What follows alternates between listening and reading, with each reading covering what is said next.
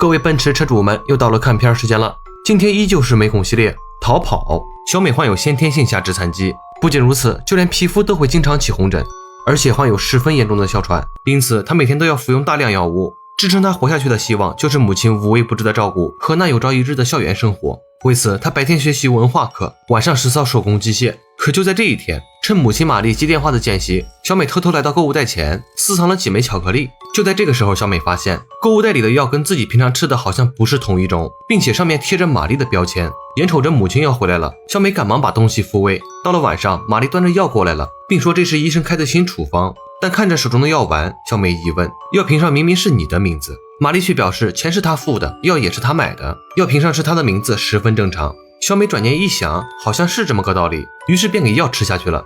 但是到了第二天，她就用机械臂把药给拿了下来，正是因此让她发现药瓶的标签后面还有一个标签，而上面也是玛丽的署名。晚上，玛丽依旧按时间来送药，可这一次等她走后，小美将药从嘴里拿了出来，然后等待母亲睡着，她便轻轻地来到楼下，打开电脑查询起药物的信息。但令她没想到的是，电脑压根没有联网，而这一切都被厨房里的母亲尽收眼底。时间到了第二天，她对于玛丽的怀疑愈发的严重。趁着玛丽在外的间隙，小美趁机来到她的房间，拨打起了药房的电话。可是电话那头明显认识玛丽，于是小美果断地挂掉了电话。在做了一番思想斗争后，她还是对母亲有所怀疑，于是再一次拿起了电话。这一次她随机打给了一位陌生人，请他帮忙查询药物的信息。在小美不断的哀求下，对方缓缓说出药物的特征。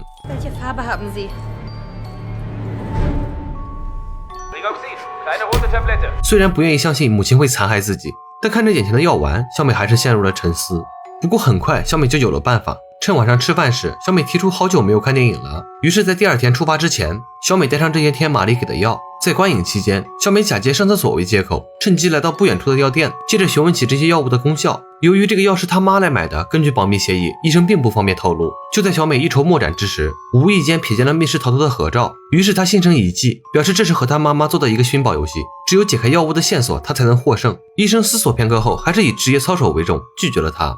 但就在这时，医生却说这是一个陷阱题，因为这些药根本不是开给玛丽的，而是给他家的狗开的药。听到这儿，小美人都懵了，他家养的并没有狗，而且母亲怎么会拿喂狗的药给自己？接着医生又说，如果长期服用，很可能会导致肌肉松弛，并造成腿部麻痹。就在这时，母亲找了过来，玛丽支开了医生，并赶走了群众。在小美不可置信的目光中，玛丽的表情逐渐变得冰冷，随后一针麻醉剂扎进了小美的大腿。没过多久，小美便昏了过去。等她再次醒来，发现自己已经在家里了，桌子上还放着食物和药。不出意外，门也被玛丽给上了锁。为了逃离母亲的控制，她翻出一切有用的物品，毅然决然地翻过房顶，来到玛丽的床前。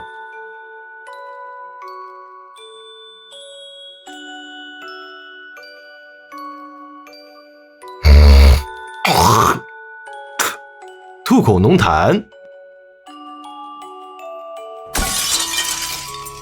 成功越狱的他再也难掩激动，偏偏这时哮喘突然发作，他只好拖动身躯，再次回到自己的房间，随后猛吸一口，舒服了。可现在还有个更大的难题在等待着他。他按下升降梯遥控器，可是毫无反应，这才发现电线已经被玛丽给扯断，可这并不能阻挡他想逃跑的决心。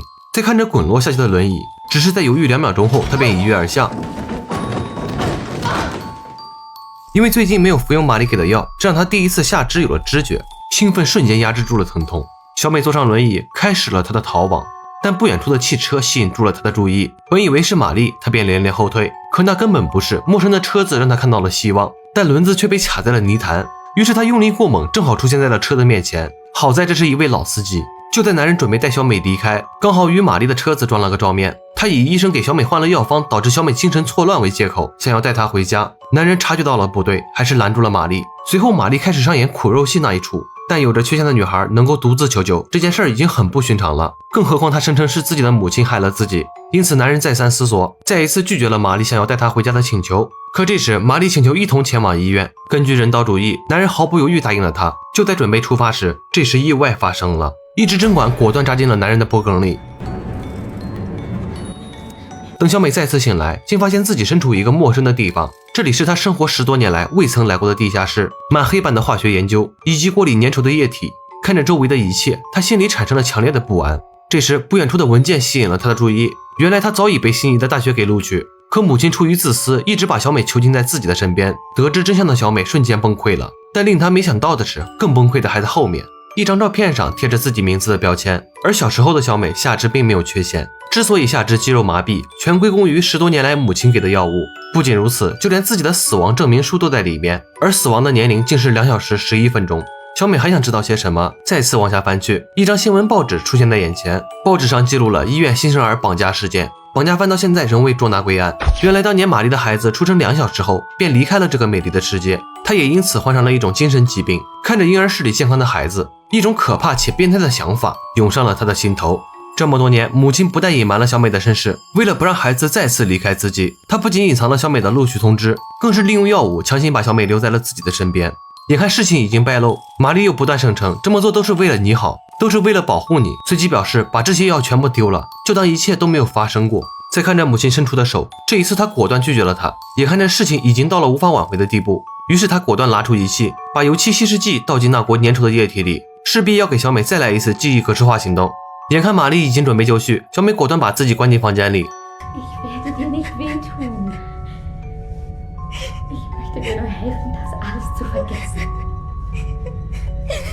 Und wenn du aufwachst, werde ich bei dir sein.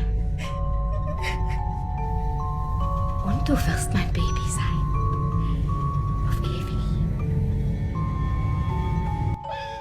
在玛丽急促的敲门声中，小美选择了一种十分极端的方式，那就是喝下眼前的农药。伴随着玛丽打开房门， Du brauchst mich. 小美果断给农药灌了下去。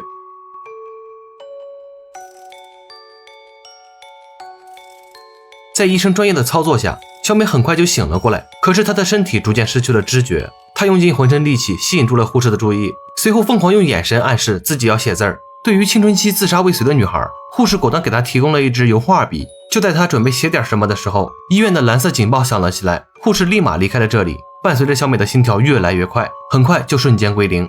原来这一切都是玛丽在捣鬼，她拿下小美嘴里的气管，在众目睽睽之下带走了她。失去了知觉的小美此刻连话都说不出来。眼看玛丽即将带着小美离开，这时护士回到了病房，并发现了失踪的小美以及那张她留下的字条。于是警卫迅速开始了行动，而正常的楼梯拖住了他们的时间。小美也在此刻看到了自己向往的大学的牌匾。正是因此，在玛丽准备离开时，却发现轮椅纹丝未动。在她不可置信的目光中，她掀开了毯子，却发现自己残害了10多年的身躯在此刻有了坚定的反应。这时警员也赶了过来，在玛丽最后的挣扎下，一声枪响带走了她最后的希望，同时也带来了小美的曙光。时间来到7年后，小美拒绝了安检人员的帮助，并独自通过了检查。小美来到女子矫正中心，而她此行的目的就是来看望那个所谓的亲妈，只不过两人的处境已经互换。在玛丽惊恐的目光下，小美缓缓从嘴里吐出几颗药。Ich liebe dich, Mom. Schön weit aufmachen. 至此，影片结束。